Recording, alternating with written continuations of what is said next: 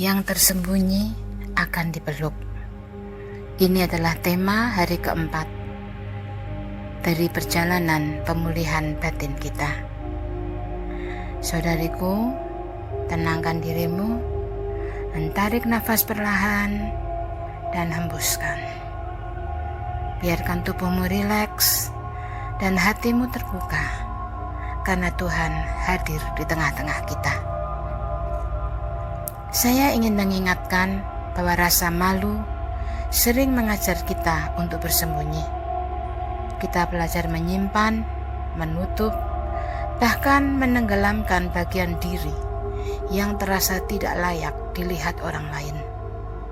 Kita membungkus pengalaman masa lalu dengan diam. Kita meletakkan luka di bawah permukaan kehidupan yang tampaknya baik-baik saja. Namun jauh di dalam ada bagian dari jiwa yang belum pernah disentuh oleh cahaya.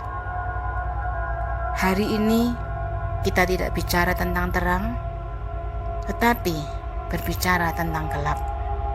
Bagian dari dirimu yang selama ini engkau sembunyikan. Bukan karena engkau jahat, tapi karena engkau takut tidak dipahami. Karena pada saat kamu terbuka, engkau dilukai. Ketika engkau berusaha untuk jujur, engkau ditinggalkan. Ketika engkau lemah, engkau disalahkan. Kita semua punya tempat tersembunyi, tapi Tuhan tidak takut masuk ke sana. Dia tidak lari dari sisi gelap itu. Dia justru datang untuk memelukmu di sana. Tuhan tidak datang untuk membuka luka demi mempermalukan. Ia datang untuk memeluk bagian yang tersembunyi. Bagian yang kita pikir membuat kita tidak layak, tidak cukup baik, tidak cukup saleh. Tetapi justru di tempat itulah kasih-Nya ingin menetap. Saudaraku, engkau tidak sendirian. Dan engkau tidak harus menyembunyikan dirimu dari Dia yang sudah tahu seluruh kisahmu, bahkan sebelum engkau sempat menjelaskannya. Seringkali kita hidup dengan dua versi diri. Yang satu adalah versi yang kita tunjukkan pada dunia, tersenyum, berfungsi, mungkin bahkan melayani. Sedangkan versi yang lain adalah versi tersembunyi, penuh pertanyaan, penyesalan, rasa malu, dan terluka yang tidak sempat disembuhkan. Namun, perlu diketahui, tidak ada pemulihan sejati jika bagian yang sakit tetap disembunyikan. Yesus tahu persis cerita lengkapmu. Ia melihat tempat-tempat gelap dalam batinmu, dan Ia tidak menjauh. Ia tidak jijik, Ia tidak menghindar, Dia tidak mentertawakan, tetapi malah mendekat. Tuhan ingin masuk ke ruangan yang terkunci, bukan untuk menghakimi, tapi untuk menyelamatkan dan menyembuhkan. Yang kau pikir akan membuatnya kecewa, justru menarik belas kasihan Dia.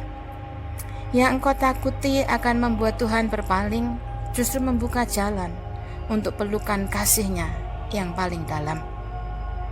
Mazmur 139 ayat 11 dan 12 berkata, "Jika aku berkata, biarlah kegelapan saja melingkupi aku, dan terang sekelilingku menjadi malam, maka kegelapan pun tidak menggelapkan bagimu, dan malam menjadi terang seperti siang."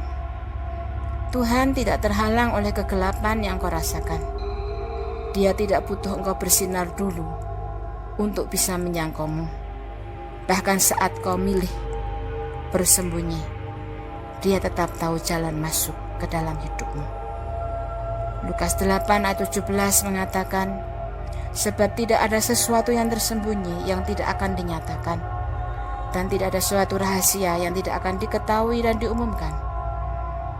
Dan ini bukan tentang eksposur yang mempermalukan. Tuhan tidak membongkar untuk mempermalukan, Ia menyingkap untuk memeluk dan menyembuhkan. Ingat kisah perempuan Samaria di Yohanes 4. Ia datang ke sumur saat tengah hari. Di waktu tidak ada siapa-siapa, ia ingin menimba air tanpa menimba penghakiman dari orang-orang. Tetapi Yesus menunggunya di sana. Dia bukan hanya menawarinya air hidup, tetapi Yesus menyentuh bagian paling tersembunyi dari hidupnya, bagian yang membuatnya dijauhi orang lain. Tapi Yesus tidak menjauh. Ia memanggil atau menyebut perempuan itu sebagai perempuan yang dilayakkan. Dan perempuan itu kemudian berkata, "Mari, lihat, ada seseorang yang mengatakan kepadaku segala sesuatu yang telah kuperbuat. Mungkinkah dia Mesias itu?" Seperti tertulis dalam Yohanes 4 ayat 29. Apa yang dulu membuatnya malu justru menjadi kesaksian hidupnya. Kita semua memiliki sumur, tempat kita menyembunyikan luka dan air mata. Ingat, Yesus menunggu di sana. Ia tidak menjauh dari air mata yang tidak sempat tumpah, atau rahasia yang terlalu sakit untuk diucapkan. Ia menunggu bukan untuk menginterogasi, tetapi untuk memeluk. Sekarang, ambillah waktu dan bertanya pada dirimu dengan jujur. Bagian manakah dari hidupku yang selama ini aku sembunyikan, bahkan terhadap diriku sendiri? Apakah ada sisi yang rapuh atau kisah masa lalu yang belum aku izinkan Tuhan sentuh sepenuhnya? Apa yang akan terjadi jika bagian itu tidak ditolak, tapi justru dipeluk oleh Tuhan? Ambillah bukumu, jurnalmu, dan tenangkan hati. Bayangkan engkau sedang duduk bersama Tuhan yang mendengarmu dengan sabar tanpa tergesa. Lalu tuliskan di jurnalmu, yang tidak pernah ku ceritakan pada siapapun adalah, biarkan kata-kata itu mengalir. Jangan khawatir tentang benar atau salah, logis atau tidak. Apapun yang kau tulis hari ini bukan tentang memperbaiki, tetapi tentang membebaskan. Setiap kalimat adalah langkah kecil menuju kejujuran. Dan kejujuran adalah tempat di mana penyembuhan mulai bekerja. Letakkan tanganmu di dada, rasakan detak jantungmu, tanda bahwa engkau masih hidup, masih punya kesempatan, masih bisa disentuh oleh kasih ilahi. Dan ucapkan di dalam hatimu dengan suara yang lembut, katakan, "Tuhan, bagian ini menjadi milikmu sekarang." Bayangkan engkau menyerahkan ruangan yang terkunci itu kepada Dia.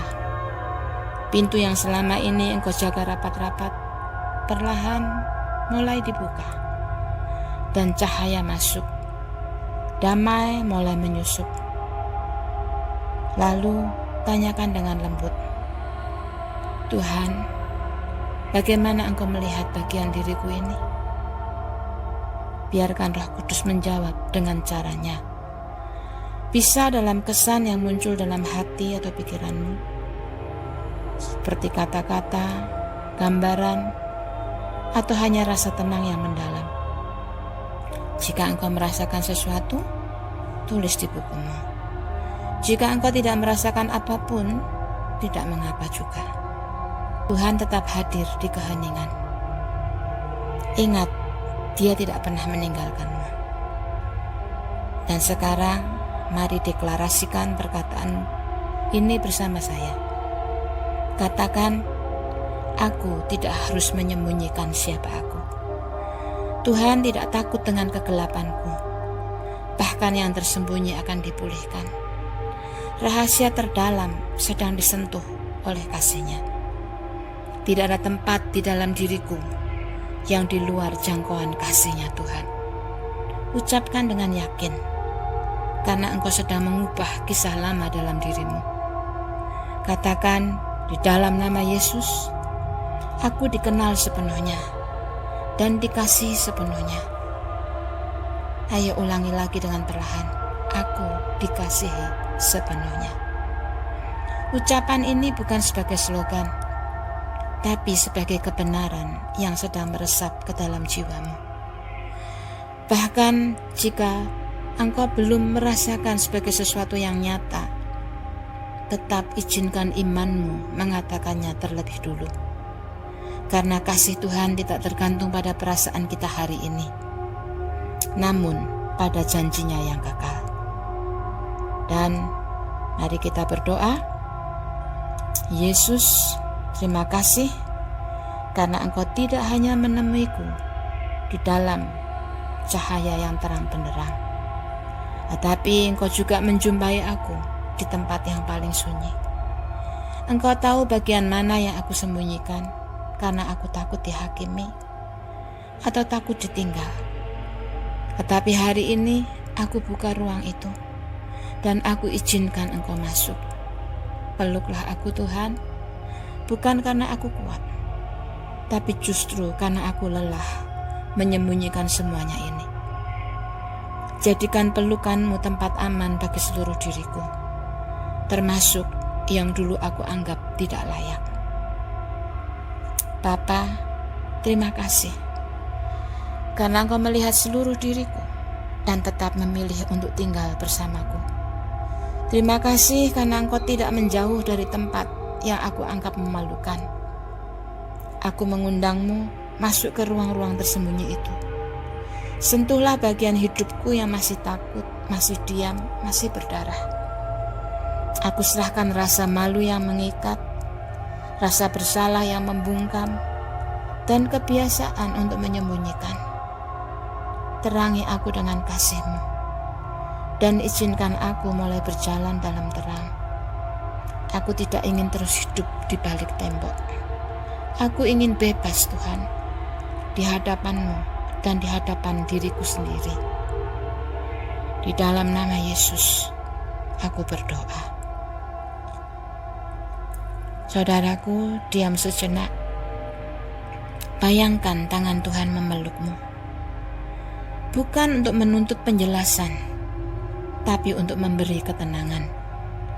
Ia tahu segalanya, dan Ia tetap memilih untuk mengasihi. Hari ini mungkin tidak mengubah semuanya, tapi ini bisa menjadi hari ketika kamu berkata, "Aku tidak akan terus bersembunyi." Tuhan tidak tergesa-gesa.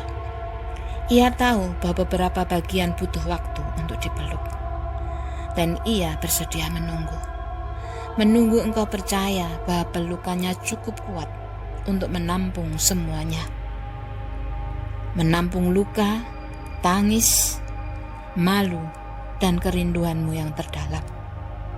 Setiap langkah kecil menuju kejujuran adalah langkah besar menuju pemulihan.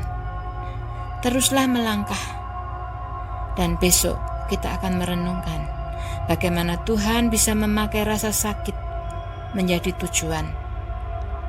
Dan hari ini biarlah engkau beristirahat dalam pelukannya yang menerima dirimu tanpa syarat. Ingat, engkau tidak harus menjadi sempurna untuk dicintai. Engkau hanya perlu hadir dengan semua yang kau bawa dan membiarkan Tuhan yang menyempurnakannya. Tuhan memberkatimu dan engkau berharga bagi Dia.